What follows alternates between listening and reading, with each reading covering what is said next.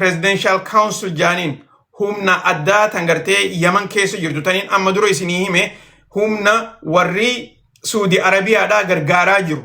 Garee san irratti lola banuudhaan kaampii isaanii lama haleelaniiti turan. Kaampiilee lameen isaanii tana haleelan kana keessatti yoo xiqqaate nama 48 lubbuu isaanii gataniiti jiranii namni madaawe ilaamaan tana hin beekamne.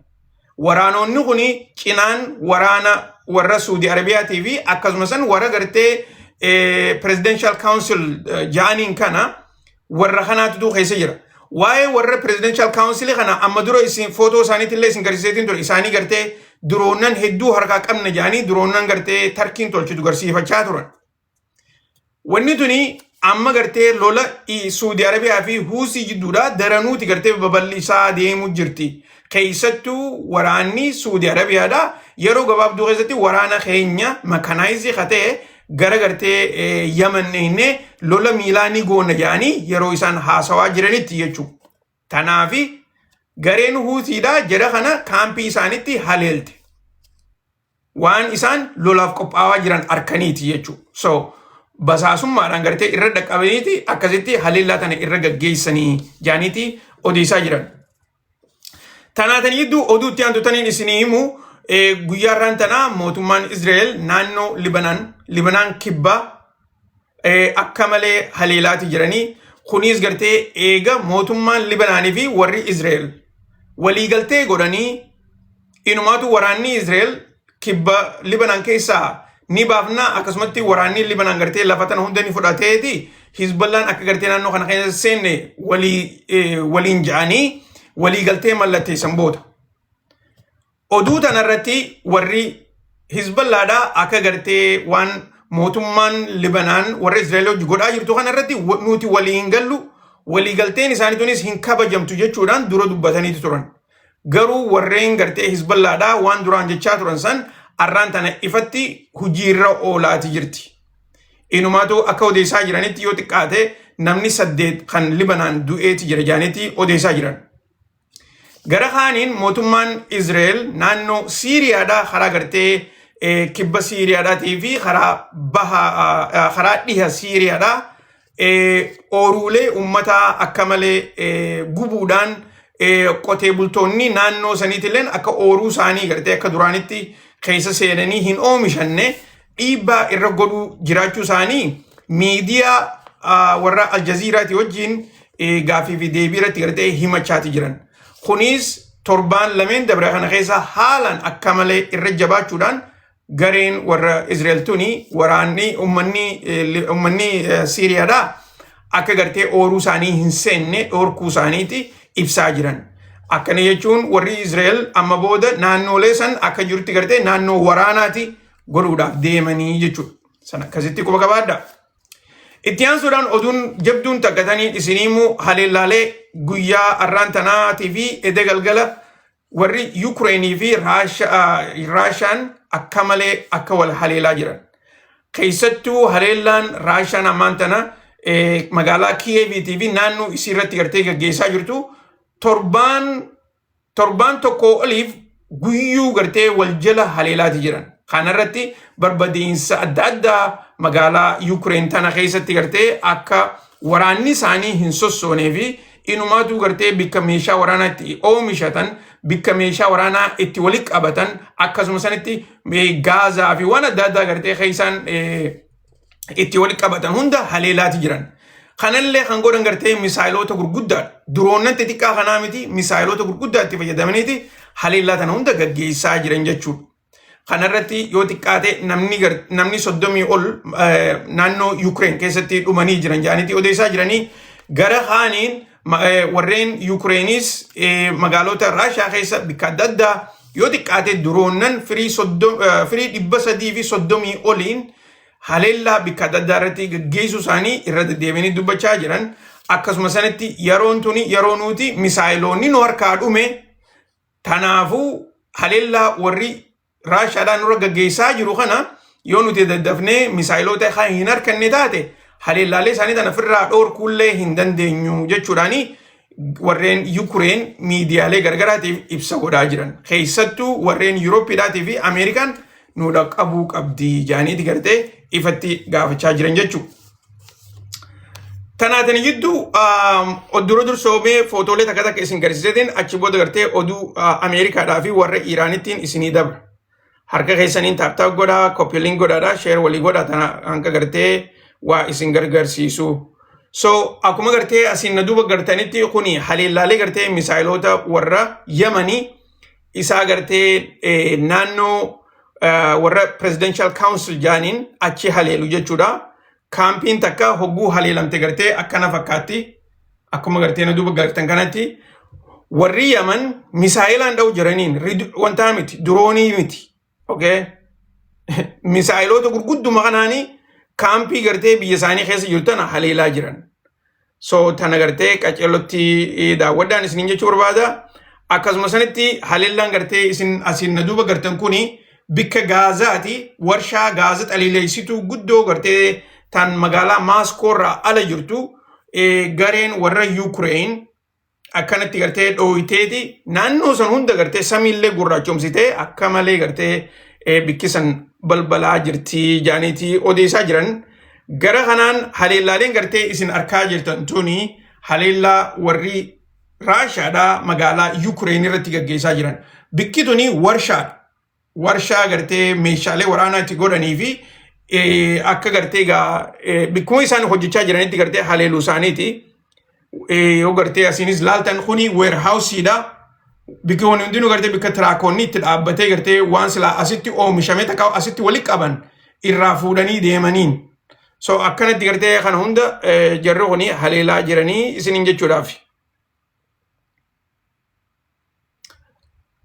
Okay. Itti aansuudhaan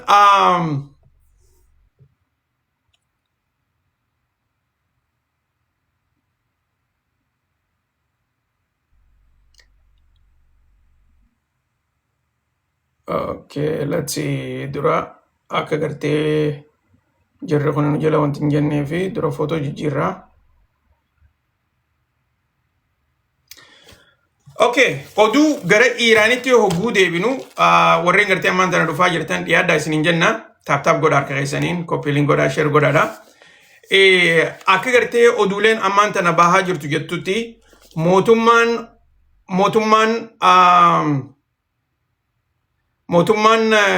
Iraanii fi warri maal jette? Okay. So mootummaan Iraanii fi warri Oman marii isaanii fixataniiti jiran. Tana gartee dheengadda isinii himeetiin jira. Waa hedduurratti akka isaan walii galanii jiran. Garuu akka gartee isaan as bahanii miidiyaa irratti hin ibsine Ameerikaatutu rakkisaa jira. Ameerikaan gartee walii galtee tana keessatti waan akkanaa, waan akkasii, waan akkanaa itti daa jechuudhaani warra Oman kana haalaan gartee rakkisaa jiran. Warri Omaniis haasoo isaanii kana gara warra wantaa dabarsan jechuu gara warra Iraan dabarsan keessattuu gartee waan irratti walii galanii jiran irratti. Tanaafi guyyaadhaan jijjiiramni gartee godhamaa jira. So kana keessatti gaa warri Iraanii fi Huutiin wanni isaan irratti walii galan xumuramteeti jirti. Ta isaan keessattuu irra walii galan akkuma gartee kala isiniin jee Hormuz akka duraanii san odoon taane amma gartee kara tokko qofaan seente kara Iraaniin seente gara Omaniin baata. Kanarratti kafalliidhaatu jira. Kafallii tanarratti gartee warri Iraan akka jechaa jiranitti nuti waan gartee dooniin deemtuun tanarratti parsantii 5 irraa ilaanqa parsantii 7 chaarjii godhuu qabnaadha. Okay?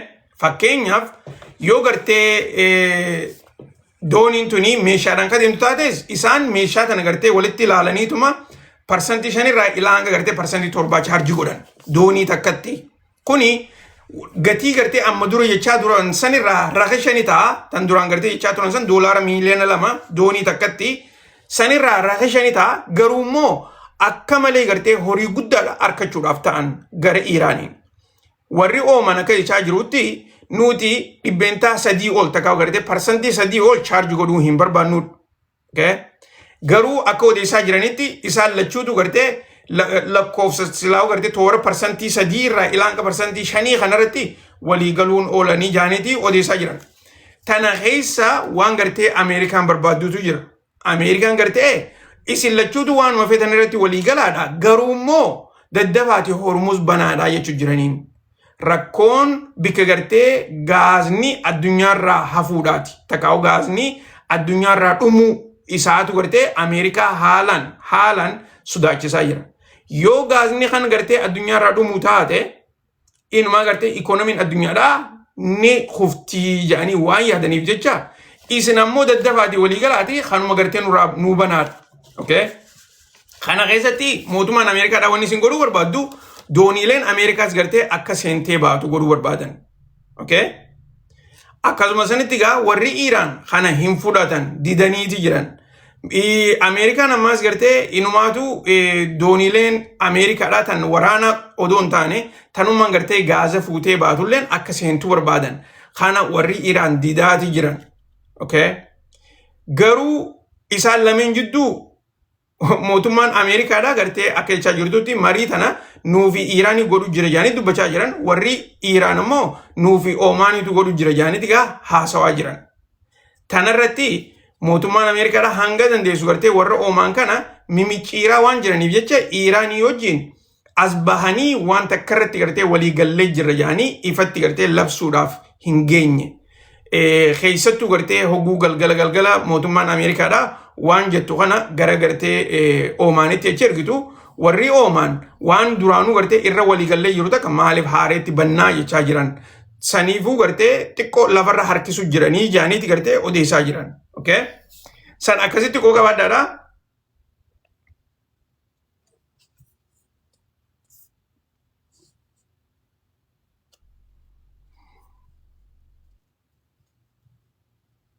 Okay. Oduun takka gartee tan Trump guyyaa kanallee haasawaa jiru. Tana silaa gartee isinii himeetiin ture guyyaa kaleedhaatis ni yaadattanii. Waa'ee meeshaaleen misaayiloonni gartee misaayiloonni waraanaa Ameerikaadhaa kan lakkoofsi isaanii haalaan xiqqaate kana irra deddeebineetee haasawaa jira. Inumaatu oduun haareenii takka pirezidantiin Ameerikaadhaa guyyaa jimmataa yeroo gartee kaabineetii wajjin walgahii gaggeessaa turan san.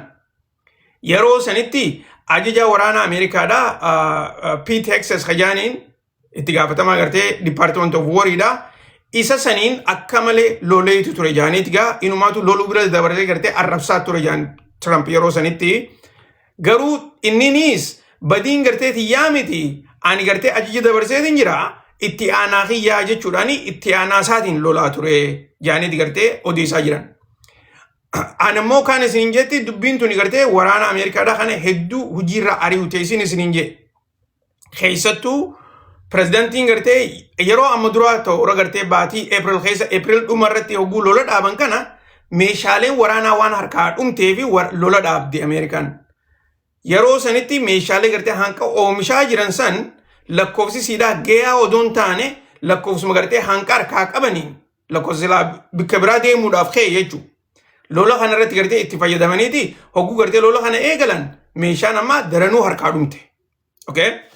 Tanaa wajjin arraan tana Prime Ministerichi biyya Israel akka reefu tana miidiyaalee gartee chaanala 14 kan biyya Israel wajjin gaaffii fi deebii godhaa turetti akka juutti nuti Ameerikaan Iiraan irra lola bantus banuu baattus yeroo gabaabduu keessatti ifii teenyaafuu Iiraan haleeluudhaaf teenyaa jeeti odeessaa jira. Okay?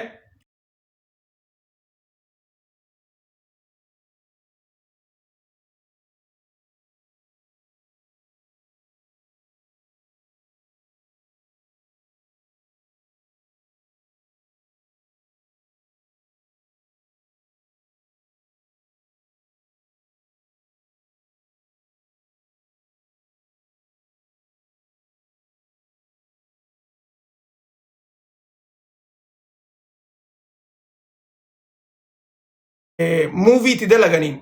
Okay? Jechoota gartee movie ti dalagan takaawu mana filmii ti dalaganiin. Okay? Diraamaa filmii ti dalaganiin. Diplomaasii sodaachisuus hin danda'anii takaawu immoo afaan diplomaasii karaa saniin godhamuu hin ta'u. Okay?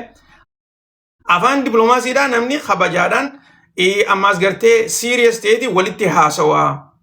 Wanni gartee ammaan tana warri Ameerikaatii fi Israel godhaa jiran diplomaasii keessatti gartee isaan jookii godhaa jiranii takaawu gartee diraamaa uumuu jiranii. Nuti haleelleetti gartee Iraan tana lafarraa dhabamsiifna. Takkaa gartee lola hamaa isaan gaggeessuuf deemna ja'anii dubbachuun kunuu afaan dippiloomaatiidhaatii miti. Okay? Kuni afaan tiitaraatii jechuun jiran jechuudha. Afaan gartee nama diraamaa dalaguu danda'u isteejii irratti ol bahee warra akkasii sanii jechuun jiran. Okay? So, keessattuu reefuun taniin kolleegguun gartee waan tana haasa'u. Keessattuu hoguu gartee Iraan tana haalaan haleeluu deemna nu eeggachuu qaban jaanii gartee hoguu if dura dubbatanii addunyaan eedee haleellaan san gartee hoguu jiran oolle. Achi booda gartee dhaabbadda barre wantaatu gartee biyya abaluutu nu gaafatee guyyaa kana dabarsine ja'anii gartee hoguu dubbatan. Sammataan isiitu diraamaadha. Sammataan isiitu gartee waan silaa isteejirra dhaabbatanii godhanii. Namni silaa nama haleeluudhaaf deemu halee akka jabaatti haleella ja'anii wanni gartee isaan if duuba deebi'anii haleellaa sana irra dabraniif hin jirtu. Silaa gartee ifii isaaniitiif godhuudhaaf ha deeman taate namni biraa isaan gaafatus haleellaa san numa godhanii. Isin egalee wanni jechaa jiru kun. Okay?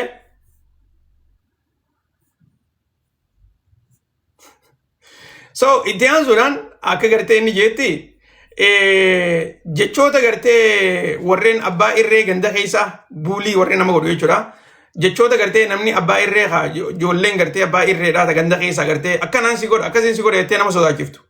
Jechoota akkasiisan gartee itti fayyadamanii ammaasis gartee waada galan tokko odoo hojiirran oolchine deebi'anii ammaas gartee oduu sobaa itti fayyadamanii istiraatejjiitti gartee jijjiiruu hin dandahanii. Okay? Dhugumatti gartee kuni barnoonni isaanii gartee akka rakkoo qabu takkaa'u gartee sodaadhaan akka gartee nama harka kannisiisan itti fakkaattee jeeti isaan kana arrabsaa ture. Okay? So, san akkasitti quba qabaadhaadhaa gara gartee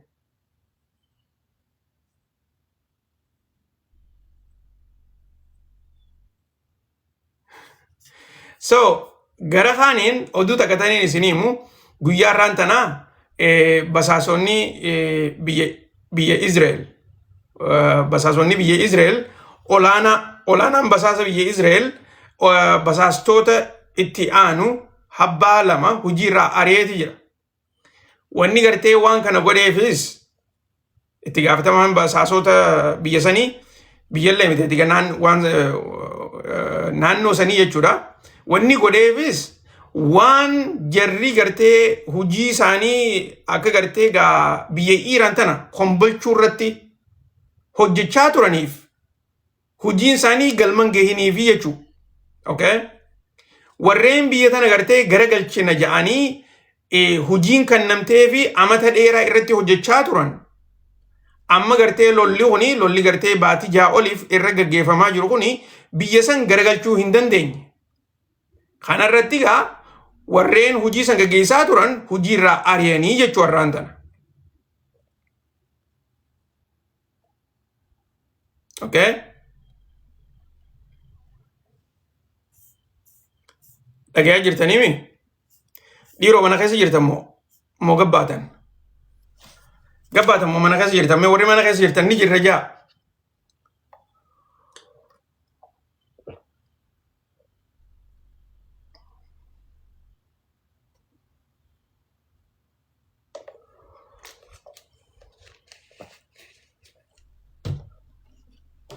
Yoo jiraatte qaaxii taaptaapsii godhu jiru sin argu kam dubbintu silaa.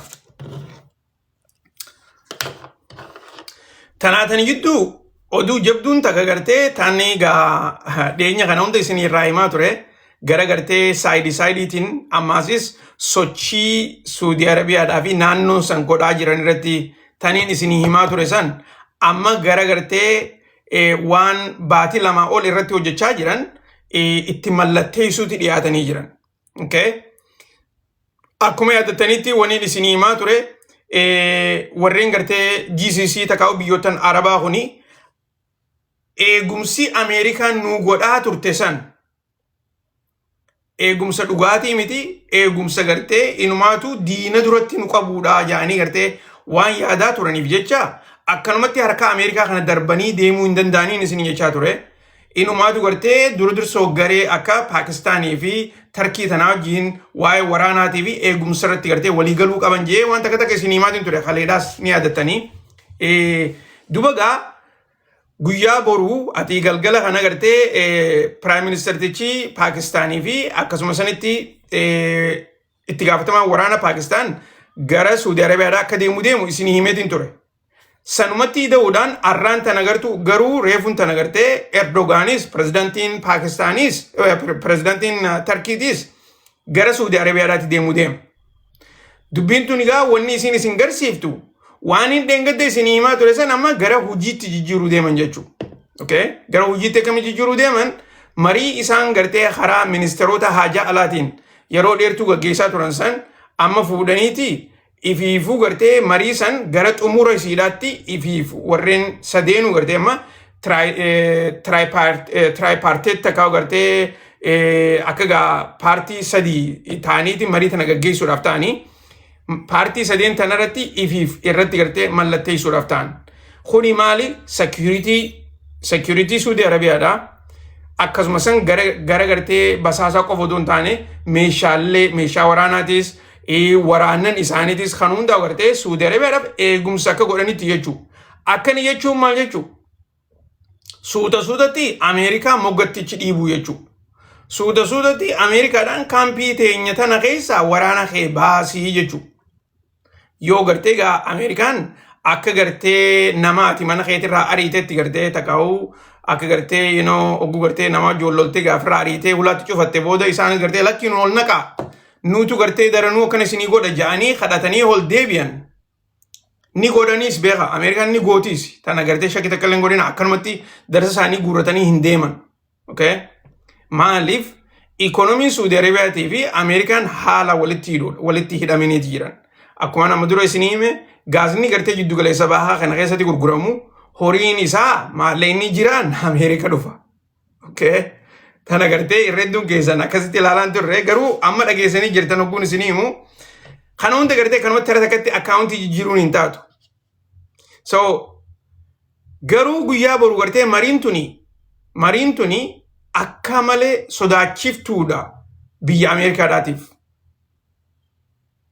Itti aansuudhaan Izraeliifis sodaachistuudha. Warri gartee dura bahee tana gartee balaaleeffatu dursoo Izraeli. Tana shakkii takka illee godhina.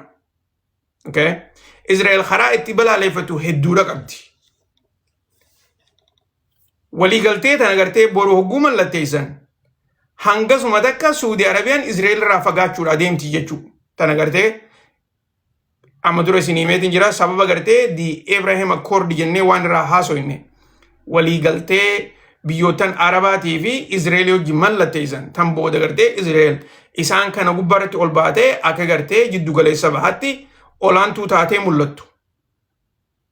Achi booda Ameerikaa gartee jiddu galeessa bahaa kana keessaa yaafteeti Izrael akka feetetti gartee biyyootan Arabaa kana olii gad oofti jechuudha. Durunuu biyya kare United Arab Emirates tana godhaati jiran. Eegumsa waraanaa, meeshaa waraanaa, basaastoota waan hunda gartee warri Izrael United Arab Emirates keessa naqataniiti hojiirra jiran.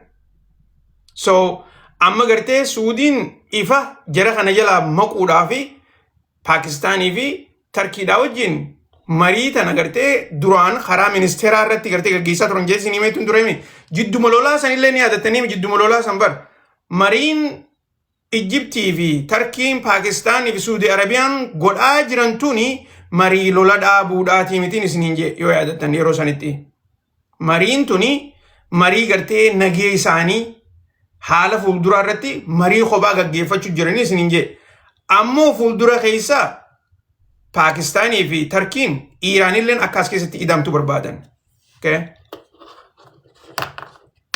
Tana isinii himeetiin jira. Amma waan nama dura isinii hime saniitu gara hojii jijjiiramu jira jechuudha. Okay? Gara hojiitti gartee.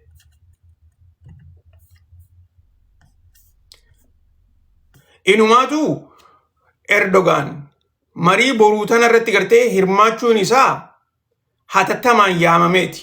Tana gartee isiniin himne duraan gartee akka akka Paakistaan dhufuu deemu irraa haasofne turre. Erdogan ammoo akka gartee marii tanarratti islaa warra Paakistaan booda lal namtichi Paakistaanii fi Piraayim Ministerichi Paakistaanii fi itti aanan takkaa'u itti gaafataman waraana isaanii silaa arra dhaquun irra turan. Arra Suudi Arabiyaa dhaquu irra ture. Kamisa jechuudha. Erdogan jimmata dhaquutu irra ture. Akkaataan gartee isin itti hime akkas ture. Garuu immoo ammaan tan isaan sadeenu gartee akka walgahii yeroo takka godhatanii yeroo takkatti gartee waliin mallatteessanii fi guyyaa boruutti dabarfatanii.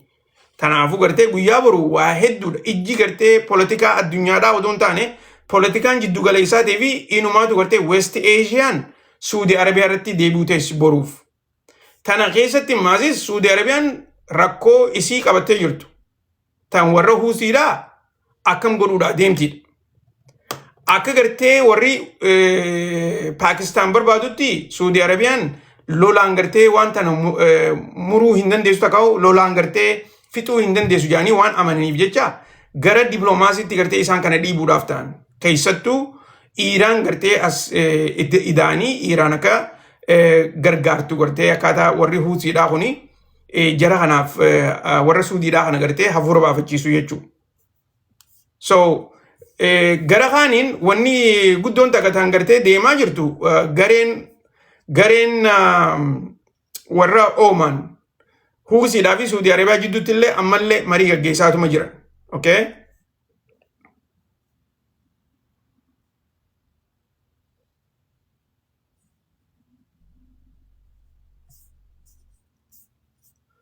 Okay, itti aansuudhaan oduun isinii himuu qabu takkaa jira.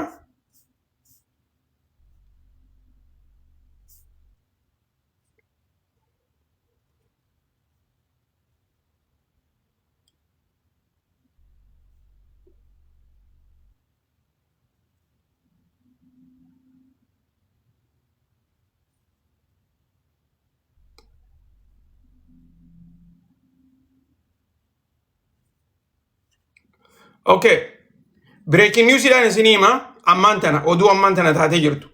Tuni yeroo gabaabduu tana keessa taate adumaan ammaan tana gartee daqiiqa 10 ta'u akka odeessaa jiranitti mootummaan Iiraan naannoo Hormuz dooniilee waraana doonii gartee gaazaa takkaa'u doonii meeshaadhaatii miti dooniilee waraana doonii xixiqqoo gartee Hormuz ol seenuudhaaf tattaafattee jirtu haleelaniiti jiranii jaaniitii odeessaa jiranii dooniin tuni doonii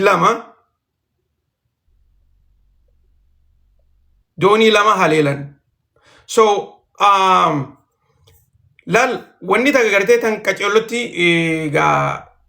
Ameerikaan gootu yeroo hundaa gartee Ameerikaan tooftaa adda addaa barbaaddeeti hoggaa gartee warri Iiraan lafti tuni nagee jaanii gartee qalbiin isaanii waan gartee gaazaatii fi dooniilee gurguddoo tanarratti xiyyeeffatte. Amma duraas akkana godhanii gartee Hormuz kana ol seenuudhaaf tattaafatanii turan. Ammas gartee akkasumatti gartee Hormuz ol seenuudhaaf tattaafachaa jiranii sababa sanitti gartee haleellaan tuni taate. Okay?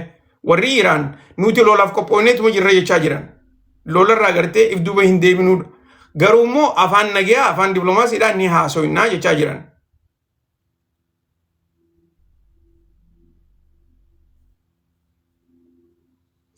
Okay, gara kaaniin oduun breaking news ammaan tana miidiyaa irratti pirezidantiin Ameerikaadhaa haasawaa jira.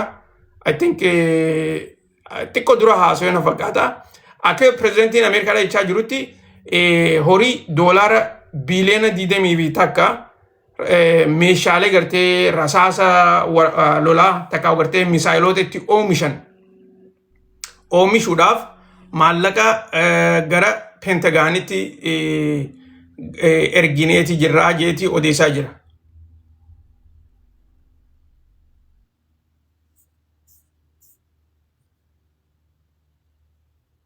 Wow.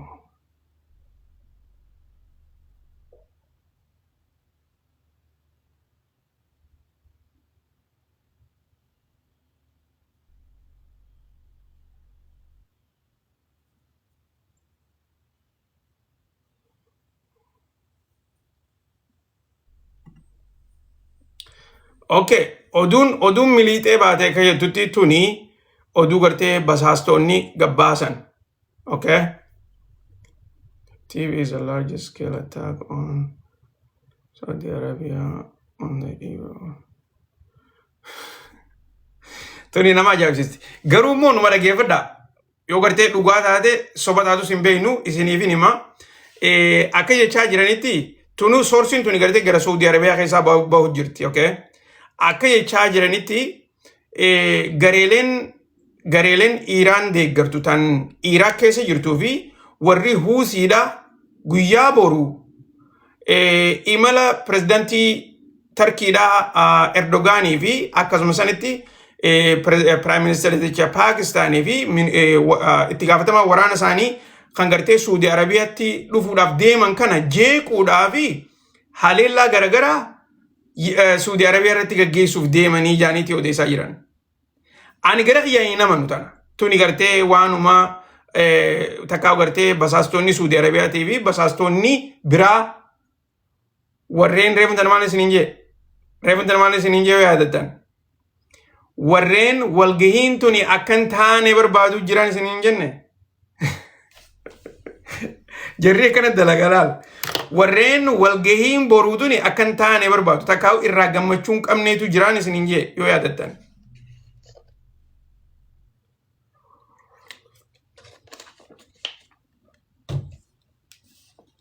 Bar oduu ajaa'ibaati, bar oduu gartee, bar oduu jajjabduu ammaan tana gartee gabba'uu qabdi maal jaanitti gartee barreessanii maxxansan. Warri sanni godhan waan akkanaa tana. Garuu immoo yoo gartee itti dhiyeenyaan warra Huusii gaafate warri Huusiidha wanni gartee pirezidantii Tarkiidha haleelaniif takka illee nu hin jirtu. Akkasuma san takkaa gartee warra Paakistaan wanni gartee